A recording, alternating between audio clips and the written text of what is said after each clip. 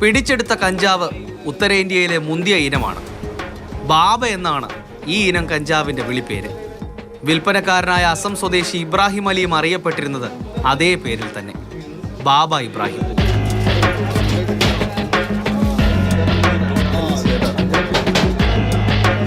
കഴിഞ്ഞ ദിവസം കഞ്ചാവുമായി പിടികൂടിയ അതിഥി തൊഴിലാളികളെ ചോദ്യം ചെയ്തപ്പോഴാണ് ഇബ്രാഹിം അലി അസമിൽ നിന്ന് കിലോ കണക്കിന് കഞ്ചാവുമായി എത്തുമെന്ന് വിവരം ലഭിച്ചത്. വാടക വീട്ടിൽ ആർക്കും സംശയം തോന്നാത്ത വിധം സൂക്ഷിച്ചു വെച്ചായിരുന്നു വിൽപ്പന. കുന്നത്തനാട് എക്സൈസ് സർക്കിൾ പാർട്ടിക്ക് ഇന്ന് ദിവസം പെട്രോളിങ്ങിന് പോയപ്പോൾ കിട്ടിയ രഹസ്യവിവരത്തിന്റെ അടിസ്ഥാനത്തിലാണ് നമ്മൾ ഇന്നിപ്പോൾ ഈ കേസ് എടുത്തിരിക്കുന്നത്.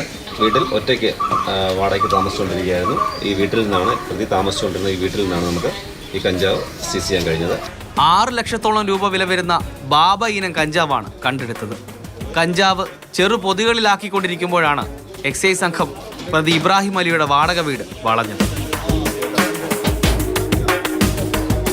ഒടുവിൽ അസമിലെ ബാബയുമായി തന്നെ പിടിയിലായി.